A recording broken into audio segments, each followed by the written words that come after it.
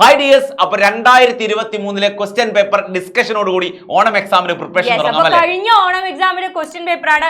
ഇതിലെ ഓൾമോസ്റ്റ് എല്ലാ ക്വസ്റ്റ്യൻസും ആയിരിക്കും നാളെ നിങ്ങൾ എക്സാം ഹോളിലേക്ക്. ഞാൻ പറയുന്നു ഇത് തന്നെയായിരിക്കും എന്ന് പറയുന്നു. ഓൾമോസ്റ്റ് എന്ന് പറയാൻ പറ്റും, ഇത് തന്നെയായിരിക്കും. എന്തായാലും മാറും. അപ്പൊ നമുക്ക് സമയം കളയാതെ ക്വസ്റ്റ്യൻ പേപ്പറിലേക്ക് പോകാം. പാറ്റേൺ ഒന്ന് കാണിച്ചു കൊടുക്കാം. എങ്ങനെയാണ് ക്വസ്റ്റ്യൻ പാറ്റേൺ? ആദ്യം 1 മാർക്കിന്റെ ക്വസ്റ്റ്യൻസ് ആണ്. 1 മാർക്കിന്റെ 4 ക്വസ്റ്റ്യൻസ് ആണ് നിങ്ങൾ ആൻസർ ചെയ്യേണ്ടത്. Total 5 questions. 1 മുതൽ 5 വരെ ക്വസ്റ്റ്യൻ 1 മാർക്ക് ക്വസ്റ്റ്യൻ ആണ്. അതിൽ 4 ആൻസർ ചെയ്യാം. അടുത്തത് 2 മാർക്കിന്റെ ക്വസ്റ്റ്യൻസ് ആണ്. 6 മുതൽ 15. അതിൽ ഏതെങ്കിലും 8 എണ്ണമാണ് ആൻസർ ചെയ്യാം. 6 ക്വസ്റ്റ്യൻ 6 മുതൽ 15. അടുത്തത് 3 മാർക്കിന്റെ ക്വസ്റ്റ്യൻ. 3 മാർക്കിന്റെ ക്വസ്റ്റ്യൻ 16 മുതൽ 26 വരെ ഉള്ളത് ഏതെങ്കിലും 8 എണ്ണം ആൻസർ ചെയ്യണം. ആൻഡ് ലാസ്റ്റ് 4 മാർക്കിന്റെ ക്വസ്റ്റ്യൻസ് ആണ് 27 മുതൽ 31 വരെ. 5 ക്വസ്റ്റ്യൻ ഉണ്ട്, 4 ആൻസർ ചെയ്യണം. 4 മാത്രം ആൻസർ ചെയ്താൽ എല്ലാത്തിലും ചോയ്സ് ഉണ്ട്. എല്ലാത്തിലും എക്സസ് ചോയ്സ് നിങ്ങൾക്ക് ഉണ്ട് എന്നുള്ളതാണ്. അപ്പൊ നമ്മൾ ആദ്യം 1 മാർക്കിന്റെ ക്വസ്റ്റ്യൻസിലേക്ക് പോവാണ്. ഫസ്റ്റ് ക്വസ്റ്റ്യൻ എന്താണ്? സൊല്യൂഷൻ എന്ന ചാപ്റ്റർ തന്നെയാണ് ഫസ്റ്റിൽ 1 മാർക്ക് ക്വസ്റ്റ്യൻ ചോദിച്ചിരിക്കുന്നത്. Number of moles of solute per kilogram of solvent അല്ലേ? അപ്പൊ 1 കിലോഗ്രാം സോൾവെന്റിൽ അടങ്ങിയിരിക്കുന്ന സൊല്യൂട്ടിന്റെ മോൾസിന്റെ എണ്ണം എന്താണ്? ഇത് വിളിക്കുന്ന പേരാണ് മൊളാലിറ്റി. മോൾ എന്ന് വെച്ചിട്ടാണ് മൊളാലിറ്റി റെപ്രസെന്റ് ചെയ്യാൻ കാര്യം കൂടെ ഓർക്കുക. അടുത്ത ചോദ്യം. Next question. What is the charge of 1 mole of electron? 1 മോൾ ഇലക്ട്രോണിന്റെ ചാർജ് ആണ് 1 ഫാരഡേ. 1 ഫാരഡേ എത്ര എന്ന് ചോദിച്ചാൽ ഇത് തന്നെയാണ് ആൻസർ. പറഞ്ഞോളൂ. 96,500 കൂളംബ് ആണ് 1 മോൾ ഇലക്ട്രോണിന്റെ ചാർജ് എന്ന് പറയുന്നത്. Moving to the next question. That's equal 1 farad. That's equal 1 farad. Yes. Write the unit of rate constant for a zero order reaction. ഒരു zero order reactionന്റെ rate constantന്റെ യൂണിറ്റ്. സീറോ ഓർഡർ റിയാക്ഷന്റെയും first order റിയാക്ഷന്റെയും second order റിയാക്ഷന്റെയും rate constant unit എപ്പോഴും ചോദിക്കാറുണ്ട്. വളരെ important ആണ്. സോ സീറോ ഓർഡർ എന്ന് പറയുമ്പോൾ mole L raised to -1 S raised to -1. First order ആണ്. ഒറ്റ ഫസ്റ്റ് ഓർഡർ ആണെങ്കിൽ second raise to -1. Second inverse എപ്പോഴും ചോദിക്കും. ഇത് ഫസ്റ്റ് ഓർഡറിന്റെ ആണ്. ഓക്കേ, അടുത്ത ചോദ്യത്തിലേക്ക് പോവാം. Limiting molar conductivity of weak electrolyte can be calculated by. ഒരു weak electrolyte ന്റെ limiting molar conductivity അഥവാ molar conductivity at zero concentration calculate ചെയ്യാനുള്ള ലോ ഏതാണെന്നാണ് ക്വസ്റ്റ്യൻ. ഏതാണ്? കോൾ-റോഷസ് ലോ ആണ്. യെസ്. അടുത്ത ക്വസ്റ്റ്യനിലേക്ക് പോവാം. Name the first row transition element which does not exhibit variable oxidation state. Transition elements variable oxidation state കാണിക്കാറുണ്ട്. പക്ഷേ ഒരാൾ അല്ലേ ആ ഗ്രൂപ്പിൽ ഒരു എലമെന്റ് ചില ആൾക്കാര് വേരിയബിൾ ഓക്സിഡേഷൻ സ്റ്റേറ്റ് കാണിക്കില്ല. ഒന്നേ ചോദിച്ചിട്ടുള്ളൂ. സോ നമുക്ക് ഒന്ന് സ്കാൻ ചെയ്യാൻ എഴുതാം. വേരിയബിൾ ഓക്സിഡേഷൻ സ്റ്റേറ്റ് കാണിക്കാത്ത ഫസ്റ്റ് റോയിലെ ട്രാൻസിഷൻ എലമെന്റ് ഓക്കെയാണ്. അടുത്തത് 2 മാർക്സിന്റെ ക്വസ്റ്റ്യൻ ആണ്. സോ 1 മാർക്ക് വളരെ പെട്ടെന്ന് കഴിഞ്ഞു. 2 മാർക്ക് ക്വസ്റ്റ്യനിലേക്ക് നമുക്ക് കിടക്കാം. Write the difference between primary cell and secondary cell അല്ലെ? Primary cells are primary cells എന്ന് പറയുന്നത് നോൺ റീചാർജബിൾ അല്ലേ? സെക്കൻഡറി സെൽസ് റീചാർജബിൾ ആണ്, റീയൂസബിൾ ആണ് അല്ലേ? പ്രൈമറി സെല്ലിന്റെ റിയാക്ഷൻ സെൽ റിയാക്ഷൻ റിവേഴ്സിബിൾ അല്ല, ബട്ട് സെക്കൻഡറി സെൽ റിവേഴ്സിബിൾ ആണ്. ആൻഡ് ഒരു എക്സാമ്പിളും കൂടി ചോദിച്ചിട്ടുണ്ട്. ഓരോന്നിനും പ്രൈമറിക്കും സെക്കൻഡറിക്കും ഓരോ എക്സാമ്പിൾ. അപ്പൊ സെക്കൻഡറിക്ക് എക്സാമ്പിൾ എന്താണ്? ലെഡ് സ്റ്റോറേജ് ബാറ്ററി ആണ്. സെക്കൻഡറി സെല്ലിന് എക്സാമ്പിൾ ആണ് ലെഡ് സ്റ്റോറേജ് ബാറ്ററി. പ്രൈമറിക്ക് എക്സാമ്പിൾ മെർക്കുറി സെൽ ആണ്. മെർക്കുറി സെൽ റെഡി അല്ലേ? Lead storage battery and mercury cell. Primary cell mercury cell ആണ്. അപ്പൊ അവർ തമ്മിലുള്ള ഡിഫറൻസും എഴുതുക, ഒരു എക്സാമ്പിളും എഴുതുക. 2 മാർക്ക്. അപ്പൊ 3 പോയിന്റ് ഓക്കെ ആണ്. ഒന്ന് റീചാർജബിൾ, മറ്റേത് നോൺ റീചാർജബിൾ. ഒന്ന് നോൺ റീചാർജബിൾ, ഒന്ന് റീചാർജബിൾ, ഒന്ന് റിവേഴ്സിബിൾ, ഇറിവേഴ്സിബിൾ, റിവേഴ്സിബിൾ. റിയൂസബിൾ ആണ്. അടുത്തത് next question. For intravenous injections only solutions with osmotic pressure equal to that of 0.9% NaCl is used. നമ്മുടെ ബ്ലഡിലേക്ക് ഇൻജെക്ട് ചെയ്യുന്ന ഏത് സാധനം it should be isotonic with blood. അതായത് 0.9% NaCl സൊല്യൂഷന് തുല്യമായിട്ടുള്ള സാധനം മാത്രമേ ഇൻജെക്ട് ചെയ്യാൻ പാടുള്ളൂ. അല്ലെങ്കിൽ എന്താ സംഭവിക്കുക? നമ്മുടെ ബ്ലഡ് സെൽ ഷ്രിങ്ക് ചെയ്യും അല്ലെങ്കിൽ സെൽ ചെയ്യും അല്ലെ? ബ്ലഡ് സെൽ പൊട്ടിപ്പോവാൻ സാധ്യതയുണ്ട് എന്ന് പറയാൻ പറ്റും. ഓക്കെ ആണോ? 2 മാർക്കിന്റെ ക്വസ്റ്റ്യൻ ആണ്. ഓക്കെ അല്ലേ? യെസ്. അടുത്ത question. Write the rate equation for the second order reaction. കൈനറ്റിക്സിലെ ക്വസ്റ്റ്യൻ ആണ്. കൺവേർഷൻ പറഞ്ഞിരിക്കുന്നത് A എന്ന് പറയുന്ന മോളിക്യൂള് B ആയിട്ട് കൺവേർട്ട് ചെയ്യാണ്. അത് ഏത് ഓർഡറാണ്? ഒറ്റ ക്വസ്റ്റ്യൻ ആണ്. Right the rate equation of A and B R question. Okay, rate എന്താണ്? A B ആകുന്ന കൺവേർഷൻ ആണ്.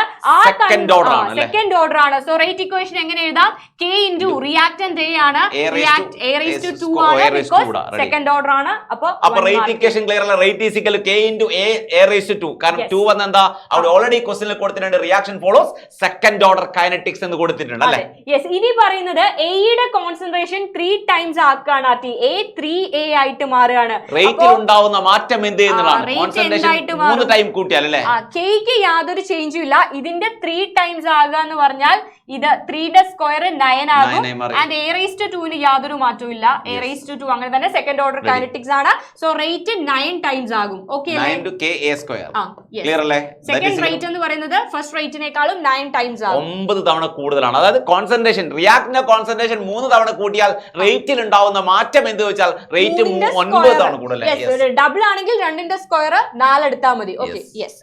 അടുത്ത ക്വസ്റ്റ്യനിലേക്ക് പോകും. അപ്പോൾ 2 മാർക്ക് സെറ്റ് ആയേ. Next question. 0.4 gram of non-volatile solute, non-electrolyte solute dissolved in 20 gram benzene, lowered by the freezing point by 0.75 Kelvin. The freezing point of depression constant തന്നിട്ടുണ്ട്. Calculate molar mass. അപ്പൊ ഓരോന്നായിട്ട് ഇതാ WB തന്നിട്ടുണ്ട്.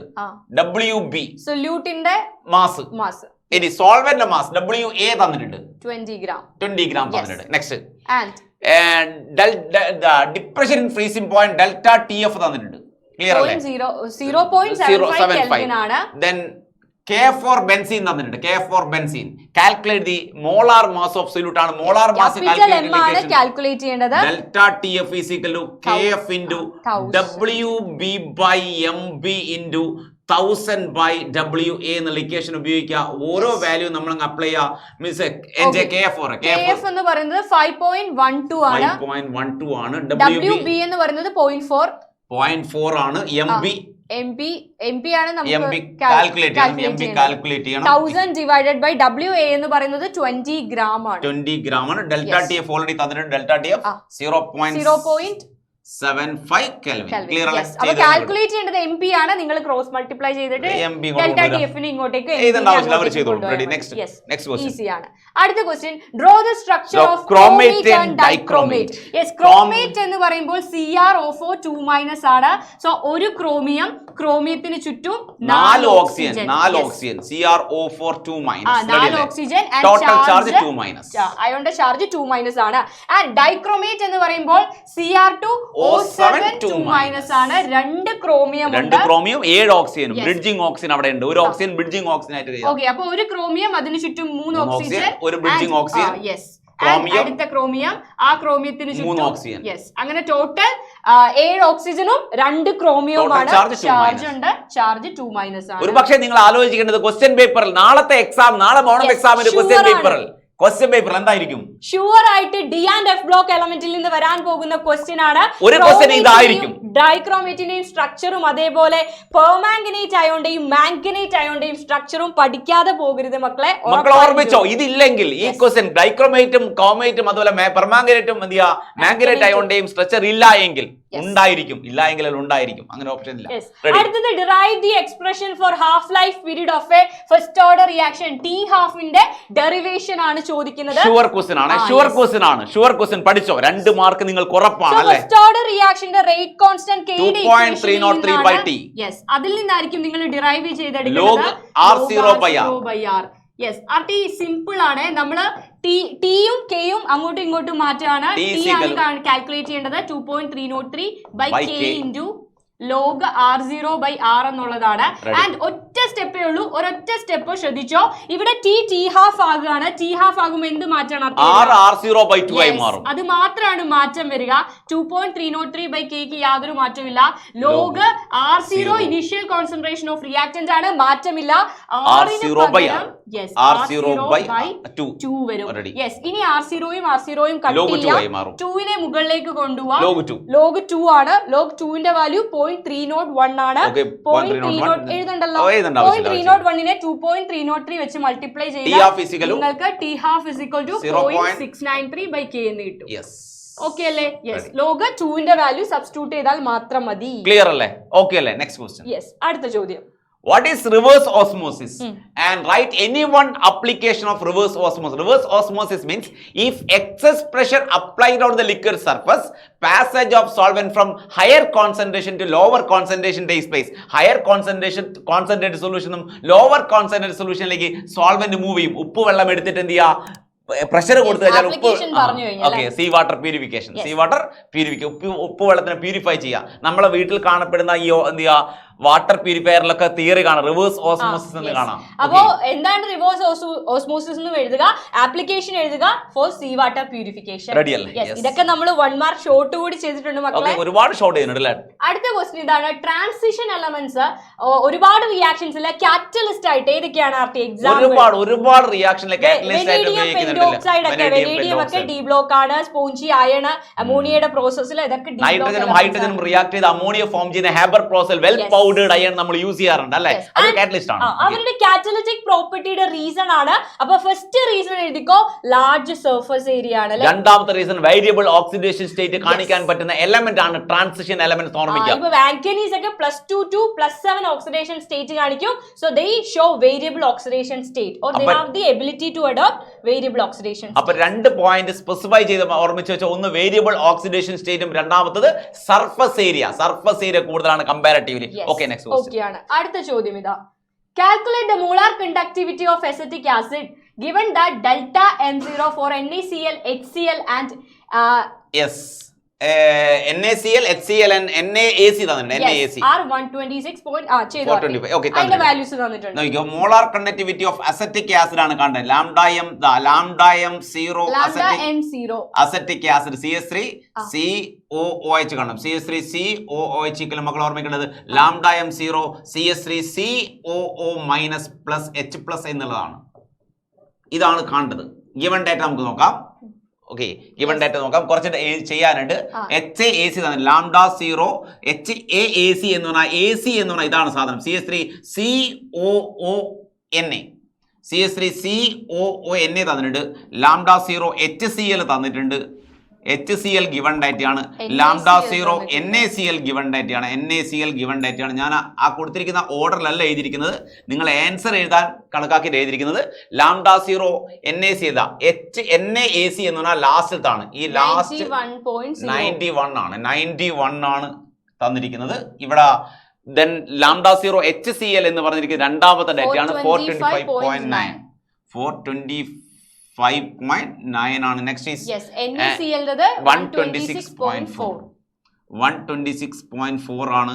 നമുക്ക് വേണ്ടത് ഇതാ, acetic acid ആണ് വേണ്ടത്. അസറ്റേറ്റ് അയോണും വേണം, H+ അയോണും വേണം. അസറ്റേറ്റ് അയോൺ ഉള്ളത് ഇവിടെയാണ്. കാണാൻ പറ്റില്ല. അസറ്റേറ്റ് അയോൺ ഉള്ളതാ മക്കൾ ഓർമ്മിക്കേണ്ടത്. അസറ്റേറ്റ് അയോൺ ഈ ഇക്വേഷനിലാണ് അസറ്റേറ്റ് അയോൺ ഉള്ളത്. H+ അയോൺ ഉള്ളത് ഈ ഇക്വേഷനിലാണുള്ളത്, ഓർമ്മിക്കുക. അപ്പൊ ഇവർ രണ്ടുപേരെയും ആഡ് ചെയ്താൽ അസറ്റിക് ആസിഡ് കിട്ടും.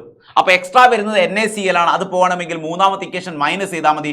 So lambda 0 acetic acid, lambda 0 CH3 COOH എന്ന് പറഞ്ഞാൽ നമ്മൾ ആൻസർ ചെയ്യുക 1+2 - 3 ആണെന്ന് ഓർമ്മിക്കുക.